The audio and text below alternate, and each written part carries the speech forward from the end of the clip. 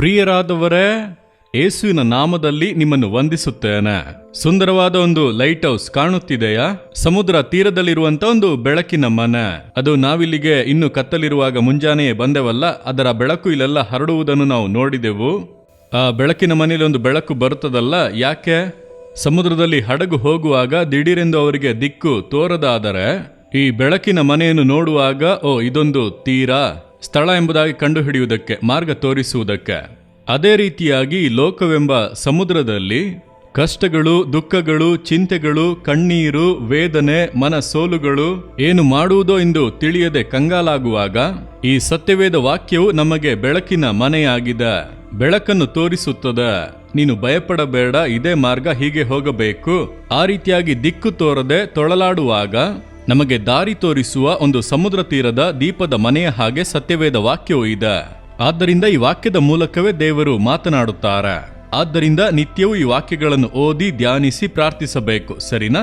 ಇಂದು ದೇವರು ಯಾವ ವಾಕ್ಯವನ್ನು ನನಗಾಗಿ ಇಟ್ಟಿದ್ದಾರೆ ಎಂದು ಅಂದುಕೊಳ್ಳುತ್ತೀರಾ? ಏಷಯ 40ನೇ ಅಧ್ಯಾಯ 29ನೇ ವಾಕ್ಯ, ಸೋತವನಿಗೆ ತ್ರಾಣವನ್ನು ಅನುಗ್ರಹಿಸಿ ನಿರ್ಬಲನಿಗೆ ಬಹು ಬಲವನ್ನು ದಯಪಾಲಿಸುತ್ತಾನೆ. ಅಂದ್ರೆ ಸೋತವರಿಗೆ ತ್ರಾಣವನ್ನು ಕೊಡುವಂತ ದೇವರು. ಸೋತು ಹೋಗಿದ್ದೀರಾ? ನೀವು ಮನಸೋಲಿನಿಂದ ಇದ್ದೀರಿ. ಹೊರಗೆ ಸೋತವರ ಹಾಗೆ ತೋರಿಸುವುದಿಲ್ಲ, ಆದರೆ ಒಳಗೆ ಸೋತು ಹೋಗಿದ್ದೀರಿ. ಏನು ಮಾಡುವುದು, ಏನು ಆಗುತ್ತದೆ, ಯಾಕೆ ಹೀಗೆ ನಡೆಯುತ್ತಿದೆ, ಯಾಕೆ ಹೀಗೆಲ್ಲ ಮಾಡುತ್ತಾರೆ ಎಂಬುದಾಗಿ ಮನಸ್ಸಿನಲ್ಲಿ ಸೋತು ಹೋಗಿದ್ದೀರಾ? ಸೋಲೆಂಬುದು ಎಲ್ಲ ಮನುಷ್ಯರು ಸಂಧಿಸುವ ಒಂದು ಸಮಸ್ಯೆ. ಅಬ್ರಹಾಮನು ಸೋತು ಹೋದದ್ದು ಬೈಬಲ್ನಲ್ಲಿ ಇದೆ. ಮೋಶೆ ಅಷ್ಟು ದೊಡ್ಡ ದೇವ ಮನುಷ್ಯನೇ ಸೋತು ಹೋದನು. ಎಲಿಯ ಅಷ್ಟು ದೊಡ್ಡ ಪ್ರವಾದಿಯೇ ಸೋತು ಹೋದನು. ಎಲ್ಲರೂ ಆ ಮಾರ್ಗವಾಗಿ ಹಾದು ಹೋಗಿದ್ದಾರೆ. ನಾನು ಅನೇಕ ಬಾರಿ ಸೋತು ಹೋಗಿದ್ದೇನೆ ಜೀವಿತದಲ್ಲಿ, ಸೇವೆಯ ಹಾದಿಯಲ್ಲಿ. ಸಾಕು ದೇವರೇ, ಇನ್ನು ಸೇವೆ ಮಾಡಿದ್ದೆಲ್ಲ ಸಾಕು, ಅಷ್ಟರ ಮಟ್ಟಿಗೆ ನಾನು ಹೇಳುವ ಹಾಗೆಲ್ಲ ಸೋತು ಹೋಗುವ ಅವಸ್ಥೆ ನನ್ನ ಜೀವಿತದಲ್ಲಿ ಬಂದಿದೆ. ಆದರೂ ಕೂಡ ಇಂದಿನವರೆಗೂ ನೆಲೆಗೊಂಡಿರಲು ಕಾರಣವೇನು ಗೊತ್ತಾ?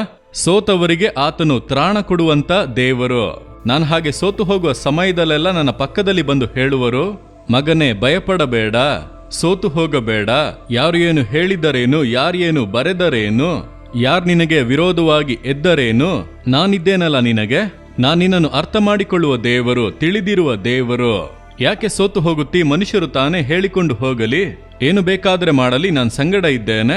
ಹೀಗೆಲ್ಲ ನನ್ನನ್ನು ಧೈರ್ಯ ಪಡಿಸಿದ್ದರಿಂದಲೇ ಇಂದಿನವರೆಗೂ ನಾನು ಸೇವಕನಾಗಿ ಇದ್ದೇನೆ. ಸೋತು ಹೋಗಲು ಬಿಡುವುದೇ ಇಲ್ಲ. ನೀವು ಸೋತು ಹೋಗಿರುವುದರಿಂದಲೇ ನಿಮ್ಮೊಟ್ಟಿಗೆ ಮಾತನಾಡುತ್ತಾರೆ, ನನ್ನ ಮಗನೇ, ನನ್ನ ಮಗಳೇ, ಸೋತು ಹೋದೆಯಾ? ನಾನು ನಿನಗೆ ಬಲ ಕೊಡುವೆನು, ನಿನ್ನನ್ನು ಧೈರ್ಯ ಪಡಿಸುವೆನು, ನಾನು ಸಂಗಡ ಇದ್ದೇನೆ, ನನ್ನ ಕೈ ಹಿಡಿದುಕೋ, ನನ್ನ ಕೈ ಹಿಡಿದುಕೊಂಡು ನನ್ನ ಸಂಗಡ ನಡೆ. ನಾನು ನಿನ್ನನ್ನು ಕರೆದುಕೊಂಡು ಹೋಗುವೆನು. ಯಾವುದು ನಿನ್ನನ್ನು ಜಯಿಸದು, ಯಾವುದು ನಿನ್ನನ್ನು ನಾಶ ಮಾಡಲಾಗದು. ನಾನು ಸಂಗಡ ಇದ್ದೇನೆಂದು ಬಲಪಡಿಸುತ್ತಾರೆ. ಸೋತು ಹೋದವರಿಗೆ ಬಲ ಕೊಡುವಂತ ದೇವರು ಇಂದು ನಿಮ್ಮನ್ನು ಬಲಪಡಿಸುತ್ತಾರೆ. ಯಾವುದನ್ನು ನೆನೆಸಿ ಸೋತು ಹೋಗಿದ್ದೀರೋ ಅದರಲ್ಲಿ ಅದ್ಭುತ ನಡೆಯುತ್ತದೆ. ಯಾವುದರಲ್ಲಿ ನೀವು ಮನ ಕುಂದಿ ಹೋಗಿದ್ದೀರೋ ಅದರಲ್ಲೊಂದು ಅದ್ಭುತ ಬದಲಾವಣೆ ಇಂದು ಉಂಟಾಗುತ್ತದೆ. ತಂದೆಯೇ, ನಿಮ್ಮ ಮಕ್ಕಳಪ್ಪ, ನಿಮ್ಮ ಮಗ, ನಿಮ್ಮ ಮಗಳು ಸೋತು ಹೋಗಿದ್ದಾರೆ. ಇಂದು ಅವರನ್ನು ಧೈರ್ಯಪಡಿಸಿ ಬಲಪಡಿಸಿರಿ. ಅವರು ಯಾವುದರ ಕುರಿತು ಸೋತು ಹೋಗಿದ್ದಾರೋ ಅದರಲ್ಲಿ ಒಂದು ಅದ್ಭುತ ನಡೆಯಲಿ, ಬದಲಾವಣೆ ಬರಲಿ. ಇಂದು ಅವರನ್ನು ಸಂತೋಷಪಡಿಸಿರಿ. ಯೇಸು ಕ್ರಿಸ್ತನ ನಾಮದಲ್ಲಿ ಪ್ರಾರ್ಥಿಸುತ್ತೇನೆ. ಆಮೇನ್, ಆಮೇನ್.